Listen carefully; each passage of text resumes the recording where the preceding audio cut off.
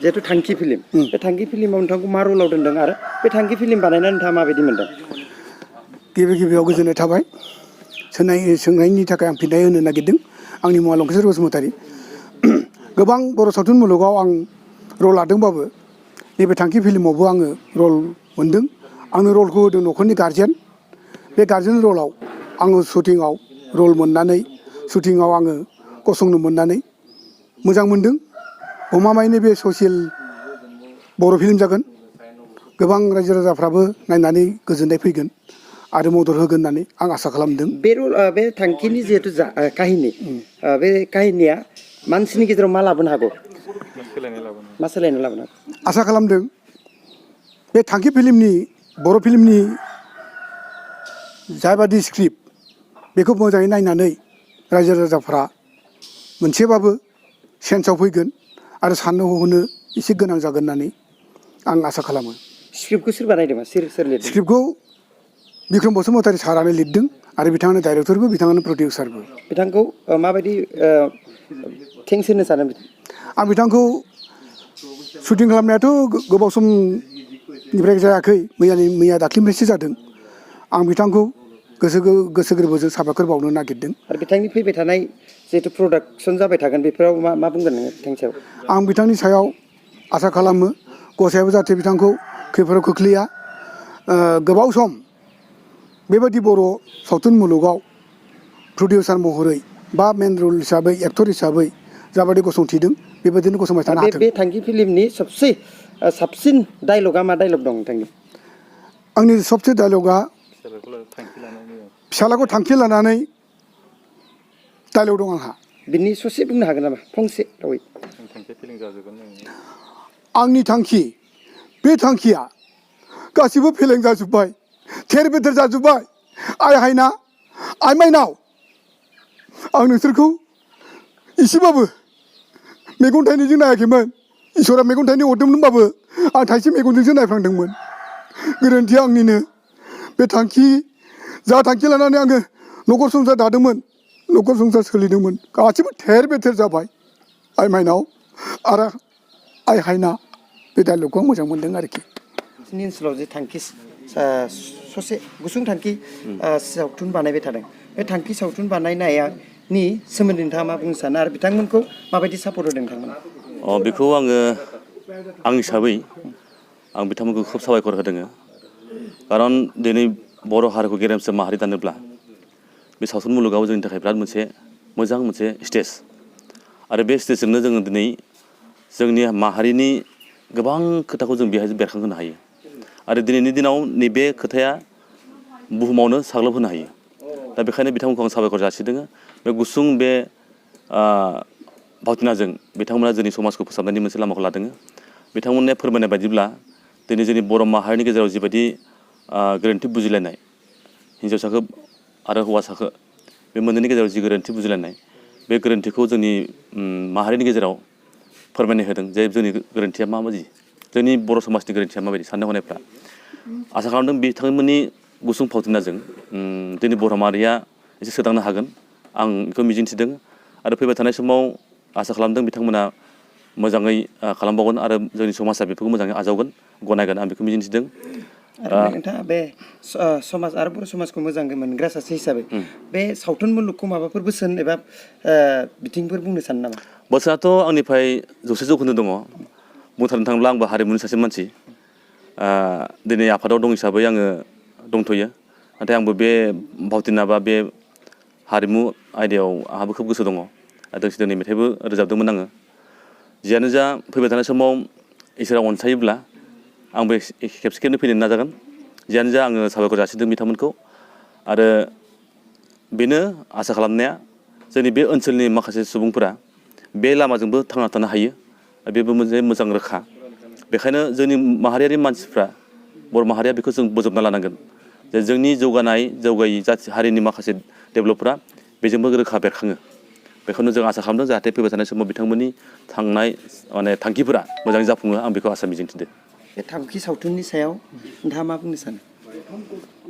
बे थांखि सावथुननि सायाव बिथांमोनहा बुंनाय मथेथ' सिगांनिफ्रायनो मोनसे मोननै फिल्मखौ फुल मुभिबो बानायबोगासिनो दं ओमफ्राय जिहेतु नैबे बोसोराव बिखेखखे कर'ना भाइरासनि थाखाय बिथांमोना सर्ट मुभि बानायनो थांखि लादों दा आं बे सर्ट मुभि बानायनायाव जोबोद आं साबायखर बावदों बिथांमोना दुखु फोरमायदों फुल मुभि बानायनो नाजादोंमोन होननानै बे कर'ना भाइरासनि थाखायनो बिथांमोना बेखौ बानायनो गोनां जादों होननानै जियानो जा बे थांखि सावथुननि जिथुनाखि थांखि बेखौ एसे सिगाङाव बिथां सासेया जोंहा बेखेवनानै होखाबाय दा बेवहाय बे थांखि जेरै सावथुन बे बर' सावथुन मुगानि बर' सावथुन मुलुगखौ बर' समाजाव सावथुन मुलुगजों मा मोनसे जोंहा माबा मोननो हायो सावथुन मुलुगजों बर' समाजजों होनोब्लाथ' जोंथ' बयबो मिथिखायो सावथुन मुलुगानो मोनसे हारिनि गांनाय उखैनाय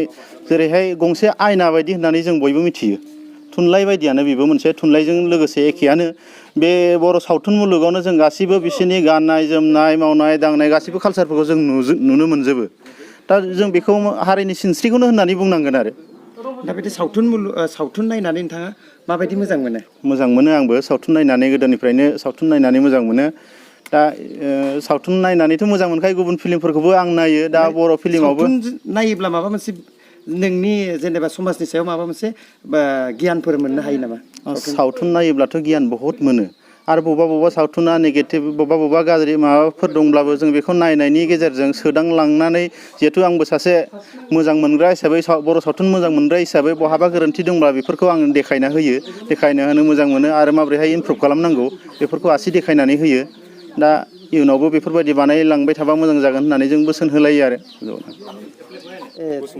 थांखि सिनेमायाव मा रल दं नोंहा खुलुमबाय आंनि मुङा रेबथि बाग्लारि आङो माने बिदिनो सेकेन्ड एक्ट्रेसनि बिदि बिमा रलाव दङ ओमफ्राय बे थांखि फिल्माव बिमा रल लानो मोननानै माबायदि मोनदों आं जोबोद मोजाङानो मोनदों ओमफ्राय बे थांखि सिनेमानि नोंनि सबसे मोजांसिन डायलग बा दुखु जानाय डायलगफोर दं नामा दुखु गैया आंनाव बांसिन रागायानो दङ बे रागानिनो मोनसे मोजांसिन डायलग बिदिबा बुंसै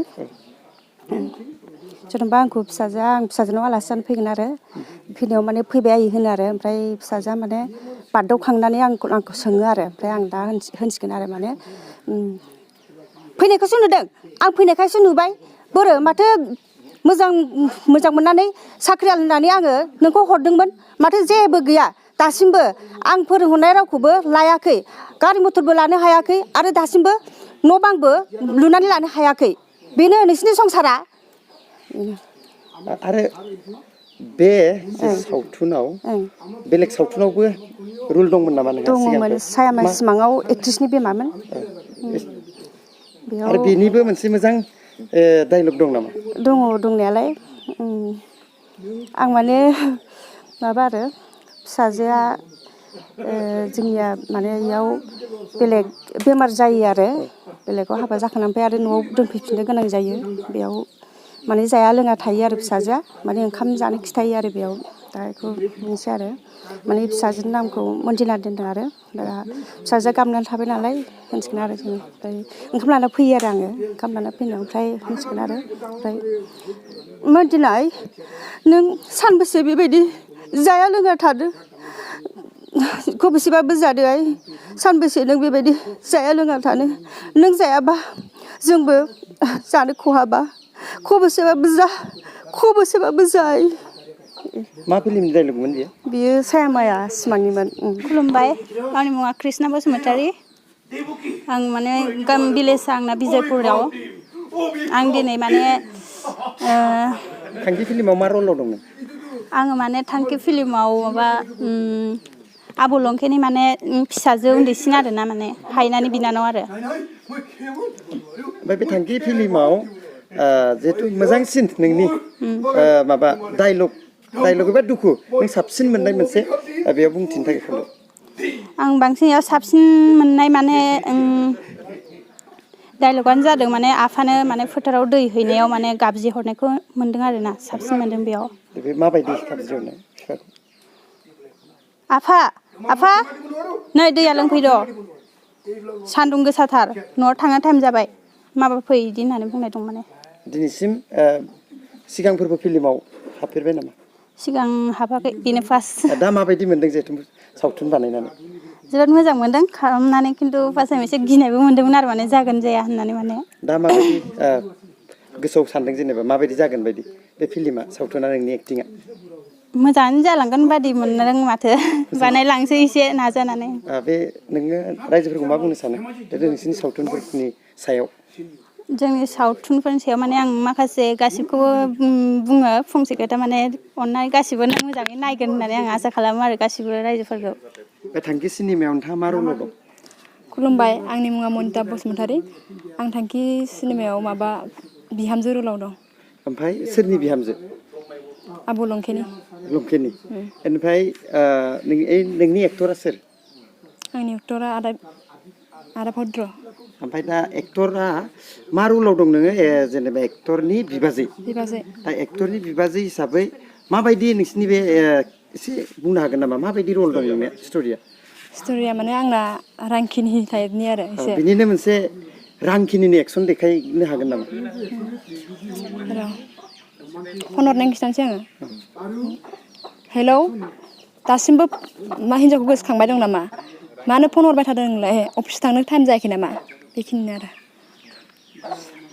आरो बे थांखि सिनेमायाव आरो बेनि सिगाङाव नोङो अबेबाफोर बानायखांबायमोन नामा बानायखांनो माने आं बिदायाव एसे दं आरो ससेल' नुजायो ससेल' ओमफ्राय दा बे थांखि फिल्मखौ सर्ट गुसुं सावथुनसो नङा होमबा बेयाव हाबनानै नों माबायदि मोनदों जेनेबा माबायदि आं बेयाव हाबनानै आदा बिक्रमनि नुनायावनो आङो गोजोननाय मोन्दों आरो बेनिफ्राय आरो मा सानबावदों नोङो बे सावथुन मुलुगखौ माबायदि सिबिलांनो सानदों आं दा बयखौबो रायजो राजाफोरखौ माबानो सानो आरो सापर्ट होगोन होननानै आं सानो आरो बे थांखि फिल्माव नोङो गाहाय एक्ट्रिस जानानै माबायदि मोनदों खुलुमबाय आंनि मुङा हेमप्रभा नार्जारि आं बे थांखि फिल्माव मेन एक्ट्रिस रुल मोननानै जोबोद गोजोननाय मोन्दों आरो आं आदा बिक्रमखौ गोजोननाय होनो सानदों थांखि मुभियाव आंखौ बाहागो होनायनि थाखाय आरो सिगांफोर माबाफोर सावथुनाव दंमोन नामा एबारसो फार्स्ट गिबि माबायदि मोनदों नों एबार गिबि सावथुन मुलुगाव हाबनानै मोजाङैनो मोन्दों थांखि सिनेमायाव जे नोंनि रल्स बेयाव साबसिन मोननाय नोंनि मोनसे डायलग बुंनो हागोन नामा आं फार्स्ट एक्टिंनि डायलगखौनो बुंगोन अ माइनाव सफैबायबो बेखौ नों साबसिन मोनदों आरो माने फार्स्टनिखौनो बुंबाय आरो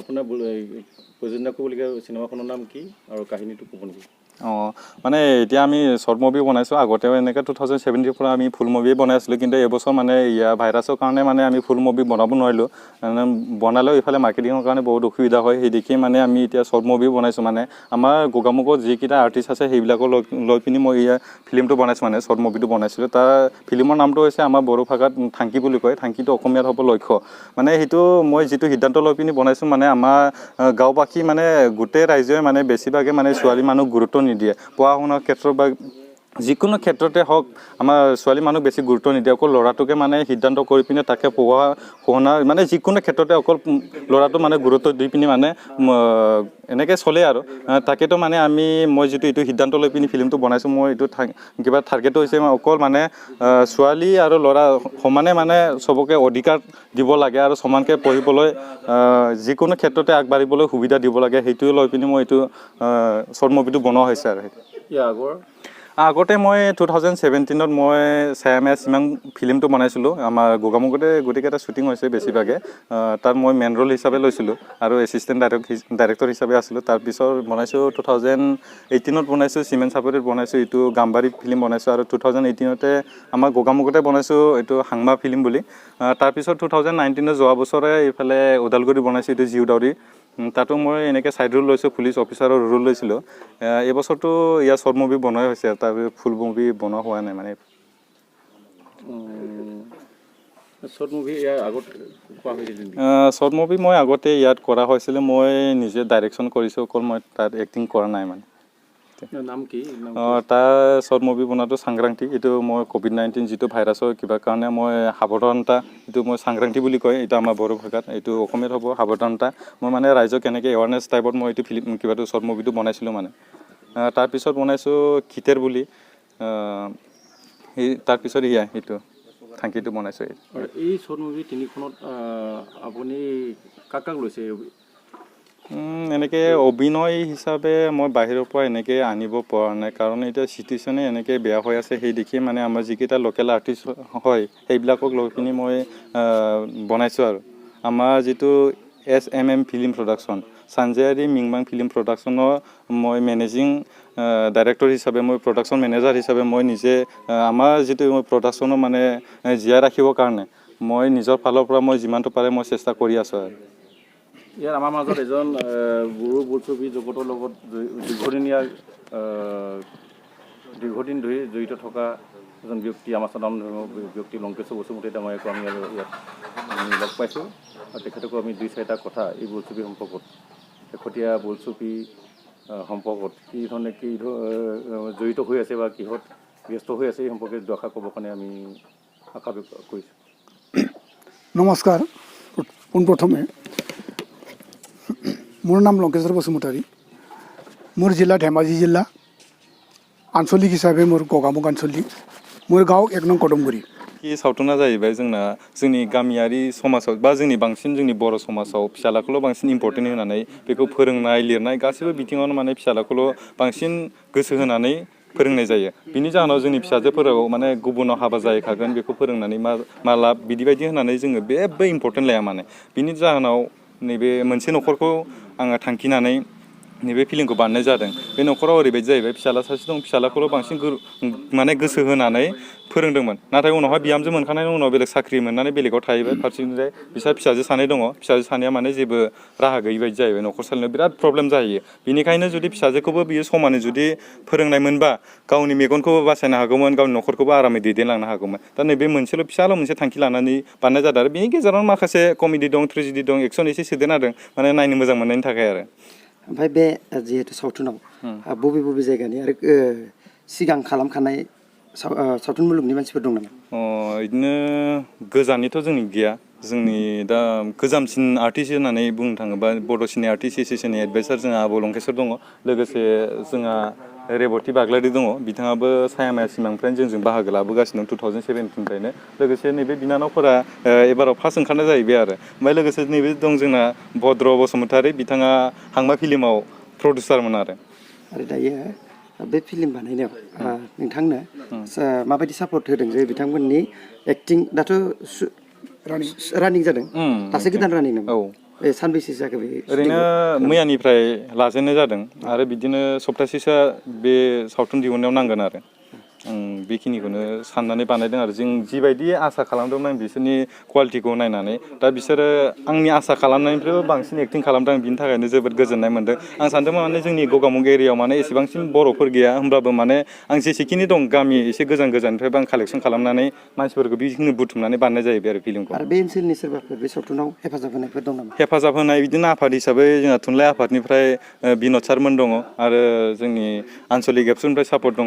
लोगोसे गासिबो आफादफोरनिफ्रायनो जों सिगांनिफ्रायनो जों 2007निफ्रायबो जेसेखिनि जों सावथुन बानायदों, जों बिसोरनि बोसोन बायदि जों मावबोदों, आरो बिसोरनि जों टटेलि माने फुल सापर्ट मोनदों। बेनि अनगायै बेसेसो फिल्म बानायखो? आङो स्टार्टिं 2017निफ्राय फुल मुभि बानायबाय। आङो 4 फिल्म बानायबाय, आरो डाइरेक्सन होदों आङो नैबे बोसोरावनो 2 डाइरेक्सन होदों, ओरैनो सर्ट मुभिल'। ओमफ्राय दा नैबे मोनसे जाहैबाय, आरो नैबे बोसोराव 3 जाहैसिगोन आरो आं डाइरेक्सन होनायाव। नोंथाङाथ' प्रडिउसार हिसाबै जिहेतु नोंथांनिनो फाइनेन्स जाजोबो, दिनै बर' सावथुन मुलुगाव हाबनायनिफ्राय नोंथाङा माबाफोर जिहेतु बेनिफिट लाब मोनदों नामा? आदसा, बे पइन्टखौ आं बिराद मोजां मोनदों नोंथांनि बे पइन्ट बुंनायखौ। माने जोंनि माखासे मानसिफोरा बांसिनानो जायफोर मास्टार बा बायदिसिना मोनसे साख्रि मावनायफोरा माने बे पइन्टखौनो सोङो, नों बेफोरबायदि लाइनाव ओंखारनानै मा मोन्दों होननानै। आं बुंबाय, सार नोंसोरनि बेबायदि बुंनायाव आं मोनसेल' पइन्ट बुंदों, माने गासिबो जुदि लाब मोननाय जुदि खामानिखौल' जुदि मावोबा। दिनै मोनसे प्रब्लेमा जाहैबाय, जोंनि गामिफोराव बांसिनानो प्राइभेट स्कुलाव गथ'फोरखौ हगारनायनि जाहोनाव जोंनि स्कुलफ्रा दा थैलांनो हमदों। आरो सरकारनिफ्राय जिथु फैनाय बायदि जोंनि गामियाबो दा नैबे जोंनि मोनसेल' स्कुल दंमोन, बे स्कुला दा जोंना लिस्टनिफ्राय थांसिगोन, बा जोंनि स्कुला बेयाव थानाय नंला। बिदिबा जोंनि राव आरो हारिमुखौ फोथांना लाखिनो मोनसेल' लामायानो जाहैबाय नैबे फिल्म लाइना।